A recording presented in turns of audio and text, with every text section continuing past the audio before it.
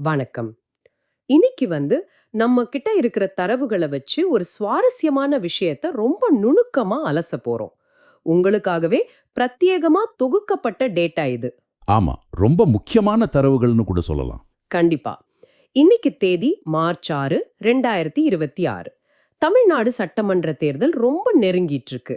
இந்த தேர்தல பத்தி நம்ம படிக்க போற ஆராய்ச்சி கட்டுரைகள், அப்புறம் செய்தி ஊடகங்களோட விவாதங்கள், வரலாற்று பதிவுகள், சமூக வலைத்தளங்கள்ல நடக்கிற விஷயங்கள அலசும் ஆய்வறிக்கைகள், இது எல்லாத்தையும் ஒன்னா சேர்த்து பார்த்தா நமக்கு ஒரு பெரிய ஆச்சரியம் காத்துட்டு இருக்கு. ஆ ஒரு முழுமையான படம் நமக்கு கிடைக்கும். அதுதான் இன்னைக்கு நம்மளோட முக்கிய நோக்கமே, இந்த 2026 தேர்தல் களத்தை முழுமையா புரிஞ்சுக்கிறது தான்.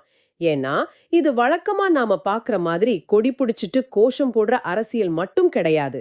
இது தரவுகளை மையமா வச்சு, அதாவது டேட்டாவை அடிப்படையா வச்சு திரைக்கு பின்னாடி நடக்கிற ஒரு பிரம்மாண்டமான சதுரங்க ஆட்டம். அதைத்தான் இன்னைக்கு நாம உங்களுக்காக தெளிவா பிரிச்சு மேய போறோம். நிச்சயமா. ஆனா, இந்த இடத்துல ஒரு விஷயத்த நாம ஆரம்பத்திலே தெளிவுபடுத்திறது நல்லதுன்னு நினைக்கிறேன். சொல்லுங்க. அதாவது நம்மகிட்ட இருக்கிற இந்த தரவுகள்ல வலதுசாரி, இடதுசாரி அப்படின்னு பல முரண்பட்ட அரசியல் கருத்துக்கள் இருக்கு. ஆனா, நாம எந்த பக்கமும் சாய போறதில்ல. யாருடைய சித்தாந்தத்தையும் நாம ஆதரிக்கவோ எதிர்க்கவோ போவதில்ல. ஒரு குறிப்பிட்ட கட்சி என்ன வியூகம் அமைக்கிறாங்க, அந்த வியூகத்துக்கு பின்னாடி இருக்கிற தரவுகள் என்ன சொல்லுது அப்படிங்கிற அந்த உண்மைகளை மட்டுமே முற்றிலும் நடுநிலையோட நம்ம அலச போறோம். ரொம்ப சரியான பாயிண்ட். அப்போ நேரா விஷயத்துக்கு வருவோம். இந்த 2026 தேர்தல் களம் எப்படி இருக்குன்னு ஒரு ஆய்வறிக்கை ரொம்ப தெளிவா சொல்லுது. களம் இப்போ பாத்தீங்கன்னா 3 முக்கிய பிரிவுகளா பிரிஞ்சிருக்கு. ஒரு முக்கோண போட்டி. ஆமா. ஒன்னு ஆளுங்கட்சியான திமுக தலைமையிலான கூட்டணி. இப்போதைக்கு இவங்க தான் முன்னணியில இருக்காங்கன்னு அந்த அறிக்கை சொல்லுது. 2வது அதிமுக, பாஜக, பாமக, அப்புறம் தேமுதிக, இதெல்லாம் இணைந்த ஒரு வலுவான எதிர்க்கூட்டணி. 3வது ரொம்ப புதுசானது, நடிகர் விஜயின் தமிழக வெற்றி கழகம், அதாவது டிவிகே மற்றும் நாம் தமிழர் கட்சி இணைந்த புதிய கூட்டணி. இந்த 3வது கூட்டணி தான் இப்போ களத்துல பெரிய பேசு பொருளா இருக்கு. அதுல எந்த சந்தேகமும் இல்ல. இந்த இடத்துல தான் நான் ஒரு முக்கியமான தரவை உங்ககிட்ட காட்ட விரும்புறேன். டிவிகே தரப்புல இருந்து தங்களுக்கு 28% வாக்கு வங்கி இருக்குன்னு சொல்றதா அந்த அறிக்கை குறிப்பிடுது. இது சாத்தியமா? தமிழ்நாட்டு அரசியல்ல 28%ங்கிறது எதிர்க்கட்சி அந்தஸ்தை விட பெரியது இல்லையா? அது ஒரு மிகைப்படுத்தப்பட்ட நம்பர் அப்படின்னு தான் அரசியல் தரவுகள் சொல்லுது. ஏன்னா 28% அப்படிங்கிறது ஒரு புதிய கட்சிக்கு பிரம்மாண்டமான இலக்கு. தமிழ்நாட்டு வரலாற்றை எடுத்து பார்த்தீங்கன்னா 2006ல் விஜயகாந்த் கட்சி ஆரம்பிச்சப்போ கூட அவருக்கு கிடைச்சது சுமார் 8.3% வாக்குகள் தான். ஆமா, அதுவே அப்போ பெரிய விஷயமா பேசப்பட்டுச்சு. கரெக்ட். ஆனா இந்த ஆய்வறிக்கையை கொஞ்சம் ஆழமா கவனிச்சிங்கன்னா இன்னொரு விஷயம் புரியும். திமுக கூட்டணி முன்னணிகளை இருந்தாலும் அதிமுக பாஜக கூட்டணி பலமான சவாலா இருக்கு. இந்த சூழ்நிலையில டிவிகே நாம் தமிழர் கூட்டணி 28% எட்ட முடியலனா கூட ஒரு 10 முதல் 12% வாக்குகளை பிரிச்சாங்கன்னா அது களத்தோட முடிவுகளையே தலைகீழா மாத்திர ஒரு சக்தி வாய்ந்த விஷயமா மாறும். அதாவது யாரு ஜெயிக்கணும்னு அவங்க முடிவு பண்ண முடியாது, ஆனா யாரு தோற்கணும்னு அவங்களால முடிவு பண்ண முடியும்னு சொல்றீங்க. 100க்கு 100 உண்மை. டிஸ்ரப்டிவ் ஃபோர்ஸ்னு ஆங்கிலத்துல சொல்லுவாங்களே, அதுதான் இது. ஆனா இங்க இன்னொரு சிக்கல் இருக்கு. நம்ம கிட்ட இருக்கிற தரவுகளுக்கு இடையிலேயே ஒரு பெரிய முரண்பாடு இருக்கு. நீங்க சொன்ன அதே ஆய்வறிக்கை தேமுதிகவ அதிமுக பாஜக கூட்டணியில இருக்கிறதா காட்டுது. ஆமா. ஆனா நான் படிச்ச என்டிடிவி செய்தி குறிப்புல வேறொரு தகவல் இருக்கு. தேமுதிக, மக்கள் நீதி மய்யம் மாதிரியான கட்சிகள் ஆளுங்கட்சியான திமுக கூட்டணியில இணைய வாய்ப்புள்ளதா அந்த செய்தி சொல்லுது. ஒரு கட்சி ஒரே நேரத்துல 2 வெவ்வேறு கூட்டணிகள்ல எப்படி இருக்க முடியும்? இது அரசியல் களம் எவ்வளவு வேகமா மாறிட்டு இருக்குங்கிறத காட்டுது. இது முரண்பாடு இல்ல, இதுதான் கூட்டணி கணக்குகளோட நெகோசியேஷன் கட்டம். பேரம் பேசுறதுன்னு சொல்றீங்களா? ஆமா. ஒவ்வொரு கட்சியும் தங்களோட பேரம் பேசும் திறனை அதிகரிக்க 2 பக்கமும் கதவை திறந்து வச்சிருப்பாங்க. எந்த பக்கம் அதிக லாபம்னு பாக்குறது சகஜம்தான். இந்த என்டிடிவி செய்தியிலே நீங்க கவனிச்சிருக்கலாம்.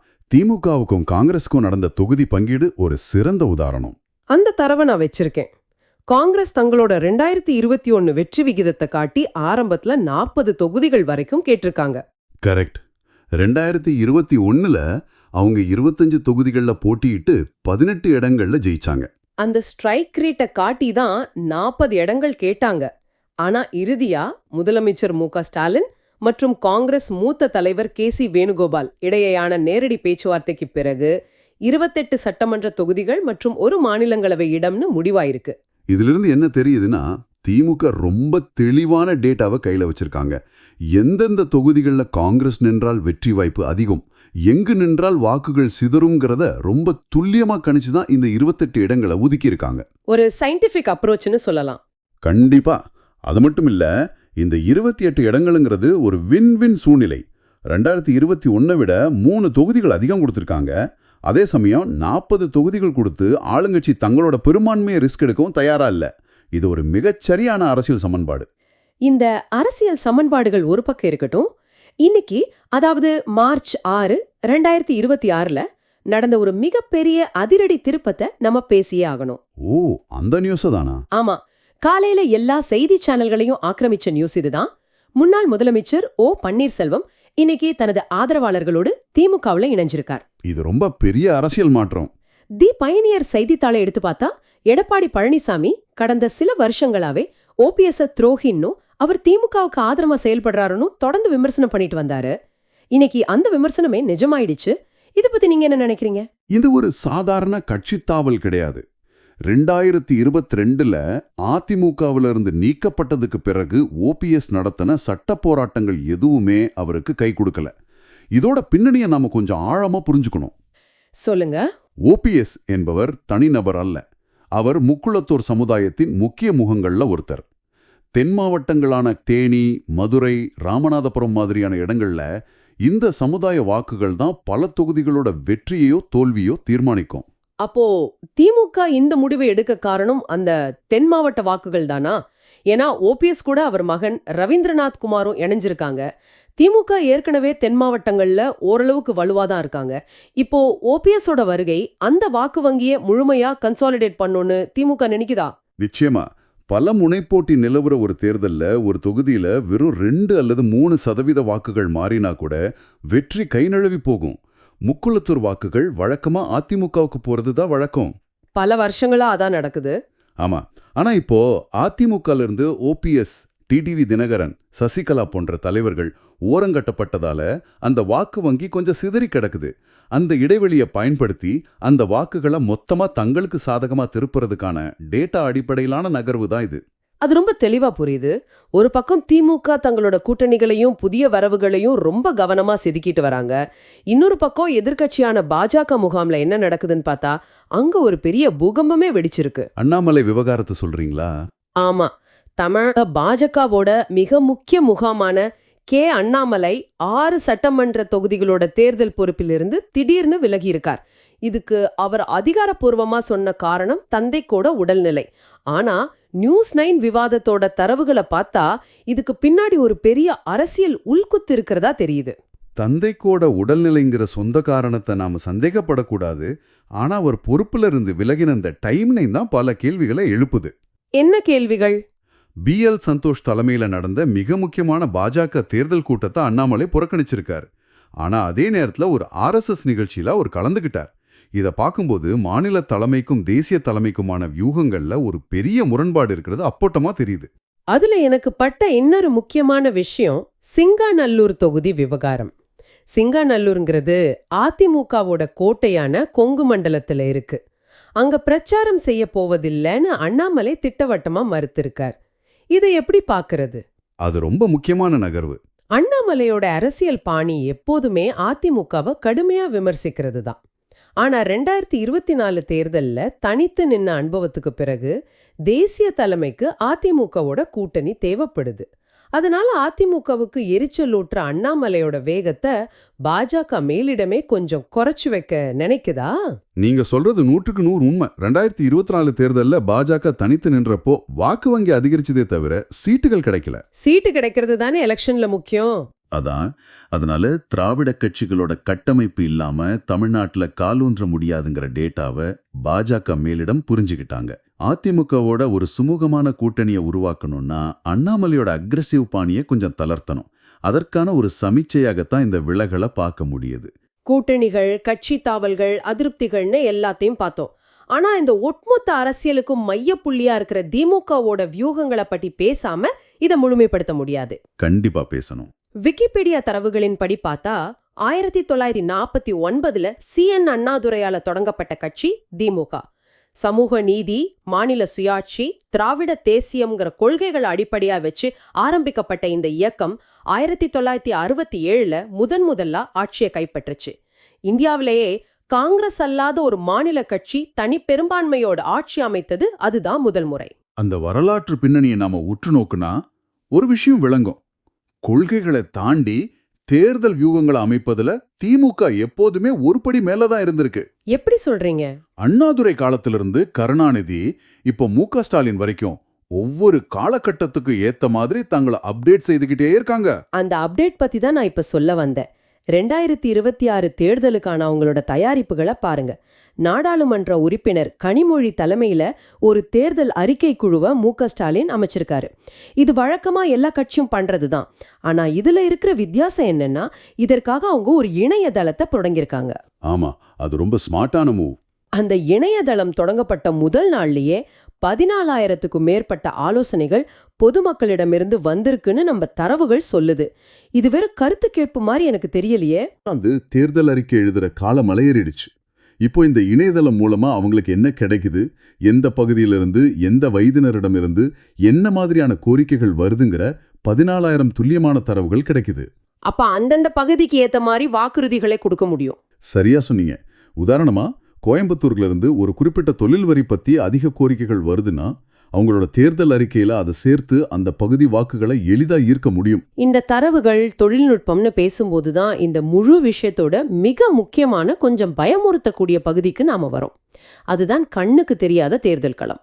சமூக வலைத்தளங்களும் அரசியல் ஆலோசகர்களும் எப்படி நம்மள ஆக்கிரமிச்சிருக்காங்கிறது தான் அது. இதுதான் இன்னைக்கு அரசியலோட இதயம்னு சொல்லலாம். கேம்பிரிட்ஜ் கோர் மற்றும் ISPR அறிக்கைகளை நான் படிச்சேன். 2000களின் தொடக்கத்துல இந்தியாவுல அரசியல் ஆலோசனைங்கிற ஒரு தொழிலே கிடையாது. ஆனா 2014க்குள்ள இது 7 முதல் 8 பில்லியன் ரூபாய் மதிப்பிலான மாபெரும் கார்ப்பரேட் தொழிலா மாறிடுச்சு. இது ஒரு மிகப்பெரிய பரிணாம வளர்ச்சி. இன்னைக்கு 150க்கும் மேற்பட்ட அரசியல் ஆலோசனை நிறுவனங்கள் இந்தியாவில் இயங்கிட்டு இருக்கு. பிரசாந்த் கிஷோரோட ஐபேக் நிறுவனத்தை எடுத்துக்கோங்க. 2014 பாஜகவுக்காக வேலை செய்தாங்க. அப்புறம் பல கட்சிகளுக்கும் வேலை பார்த்திருக்காங்க. ஆமா, 2021 மேற்கு வங்கத்துல திரிணாமுல் காங்கிரஸுக்கும் தமிழ்நாட்டுல திமுகவுக்கும் வேலை செய்தாங்க. இவங்க என்ன செய்யறாங்க? இவங்க போஸ்டர் ஒட்டுறதோ மேடையில பேசுறதோ கிடையாது. இவங்க முழுக்க பிக் டேட்டா மற்றும் பூத் லெவல் மேலாண்மையை மட்டுமே நம்பி கிளம்பிறங்குறாங்க. கவர்ச்சியான முழக்கங்களை உருவாக்குறதுல இருந்து எந்த பூத்ல யார் ஓட்டு போடுவாங்கன்னு கணிக்கிறது வரைக்கும் இவங்க பண்றாங்க. எந்த இடத்துல இதை கேட்டுட்டு இருக்கிற உங்களுக்கு ஒரு கேள்வி வரலாம், எனக்கும் இந்த பிக் டேட்டாவுக்கும் என்ன சம்பந்தம் அப்படின்னு. ஆனா உங்களை சுத்தி தான் இந்த மொத்த ஆட்டமும் நடக்குது. இதத்தான் மைக்ரோ டார்கெட்டிங் அப்படின்னு சொல்றாங்க. இத கொஞ்சம் விளக்கமா சொல்ல முடியுமா? உங்களுக்கு புரியும்படி ஒரு உதாரணம் சொல்றேன்.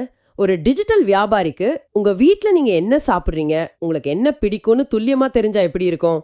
அதுதான் இது. இப்போ நீங்க டெல்டா மாவட்டத்தில் இருக்கிற ஒரு விவசாயினே வச்சுப்போம். நீங்க யூடியூப்ல விவசாயம் சம்பந்தப்பட்ட வீடியோக்களா பாக்குறீங்க. உங்களுக்கு விவசாய கடன் தள்ளுபடி சம்பந்தமான அரசியல் விளம்பரங்கள் மட்டுமே யூடியூப்ல வரும். ஆமா, உங்களோட இன்டர்நெட் பயன்பாட்டு அவங்க ட்ராக் பண்றாங்க. அதுவே சென்னையில OMR ரோட்ல இருக்கிற IT கம்பெனில வேலை செய்யறவங்க நண்பருக்கு அந்த விவசாய விளம்பரம் வராது. அவருக்கு மேம்பாலம், IT பார்க் சம்பந்தமான விளம்பரங்கள் போகும். உங்க ஒவ்வொருத்தரையும் தனித்தனியா பிரிச்சு உங்களுக்கு என்ன பிடிக்குமோ அதை மட்டுமே காட்டி வாக்குகளை அறுவடை செய்றாங்க. இது தொழில்நுட்பத்தோட ஒரு முகம். இது ஜனநாயகத்தை ஒரு வகையில எளிமைப்படுத்துதுன்னு சொல்லலாம். ஆனா இதோட இருந்த பக்கத்தையும் நாம் இந்த தரவுகள் வழியா பார்க்கணும். ஒரு தகவல் உங்களை எவ்வளோ சீக்கிரமா வந்தடையுதுங்கிறது முக்கியம் இல்ல, அந்த தகவல் உண்மையாங்கிறது தான் முக்கியம். போலி செய்திகளை பத்தி சொல்றீங்க? ஆமா, வாட்ஸ்அப், ஃபேஸ்புக் வழியா பரப்பப்படும் போலி செய்திகள், அப்புறம் இப்போ வந்திருக்கிற டீப் ஃபேக் தொழில்நுட்பம். ஒரு தலைவர் சொல்லாத ஒரு விஷயத்த அவர் குரல்லையே அவர் முகத்தோடையே வீடியோவா மாற்றி பரப்ப முடியும். 2019 தேர்தல்லையே கோடிக்கணக்கான போலி செய்திகள் பரப்பப்பட்டதா தரவுகள் சொல்லுது. 2026ல இது எந்த அளவுக்கு விஸ்வரூபம் எடுக்கும்னு நினைச்சாலே மலைப்பா இருக்கு. அப்போ நாம இதுவரைக்கும் பேசின தரவுகள்ல இருந்து ஒரு விஷயத்த ரொம்ப தெளிவா புரிஞ்சுக்கலாம். இன்றைய அரசியல் களம்ங்கிறது பழைய காலத்துல இருந்த மாதிரி சாதி தலைவர்களையும் மத கணக்குகளையும் தெருமுனை கூட்டங்களையும் மட்டுமே நம்பி இல்ல. அது கார்ப்பரேட் நிறுவனங்களோட போர்ட்ரூம் வியூகங்களா மாறிடுச்சு. கரெக்ட். எல்லாம் டேட்டா கையில தான் இருக்கு. டேட்டா அனாலிட்டிக்ஸ், மைக்ரோ டார்கெட்டிங், அரசியல் ஆலோசகரோட பில்லியன் ரூபாய் பிரச்சாரங்கள் இதுதான் இப்போ தேர்தலை தீர்மானிக்குது. திமுகவோட கூட்டணி கணக்குகளா இருக்கட்டும், ஓபிஎஸ் கட்சி மாறுறதா இருக்கட்டும், அண்ணாமலை பின்வாங்கறதா இருக்கட்டும், இது எல்லாமே இந்த மாபெரும் தரவு சதுரங்கத்துல நகர்த்தப்படும் வெறும் காய்கள் தான். இதோட ஒட்டுமொத்த சுருக்கம் என்னன்னா, அரசியல் கட்சிகள் இப்போ வாக்காளர்களை வெறும் குடிமக்களா பார்க்கறது இல்ல, தங்களோட பொருளை வாங்க வந்தா நுகர்வோரா பார்க்கறாங்க. உங்களுக்கு என்ன பிடிக்குமோ அதை பேக்கேஜ் செய்து கொடுக்கறாங்க. இது ஜனநாயகத்தோட பரிணாமமா அல்லது வீழ்ச்சியாங்கிறத காலம்தான் சொல்லணும். ரொம்ப ஆழமான பார்வை. சரி, நாம இந்த அலசலோட இறுதி கட்டத்துக்கு வந்துட்டோம். விடை பெறுவதற்கு முன்னாடி உங்களுக்கு, அதாவது இத கேட்டுட்டு இருக்கிற உங்களுக்கு ஒரு முக்கியமான கேள்வியை நான் விட்டு செல்ல விரும்புறேன். இத பத்தி கொஞ்சம் நிதானமா யோசிச்சு பாருங்க. இன்னைக்கு அரசியல் கட்சிகள் செயற்கை நுண்ணறிவையும் நீங்க ஒவ்வொரு நாளும் இன்டர்நெட்ல விட்டு செல்லும் உங்களுடைய தனிப்பட்ட தரவுகளையும் பயன்படுத்துறாங்க. உங்களோட மிகப்பெரிய பயம் என்ன, உங்களோட ரகசியமான ஆசைகள் என்னங்கறத உங்களை விட அந்த அல்காரிதம்கள் ரொம்ப துல்லியமா கணிச்சு அதுக்கேத்த மாதிரி உங்க முன்னாடி பிரச்சாரத்தை கொண்டு வந்து நிறுத்துது. ஆமா, உங்களுக்கே தெரியாம உங்களை அவங்க படிக்கிறாங்க. அப்படியானால் தேர்தல் அன்னைக்கு வாக்குச்சாவடிக்குள்ள போய் அந்த இயந்திரத்துல நீங்க ஒரு பொத்தான அழுத்துறீங்கல்ல, அந்த வாக்கு உண்மையிலே உங்களுடைய சுய சிந்தனையிலிருந்து வந்த முடிவா அல்லது அந்த அல்காயுதங்களால் பல மாதங்களுக்கு முன்பே தீர்மானிக்கப்பட்ட ஒன்றா? கொஞ்சம் சிந்தித்துப் பாருங்கள். மீண்டும் அடுத்த அலசலில் சந்திப்போம்.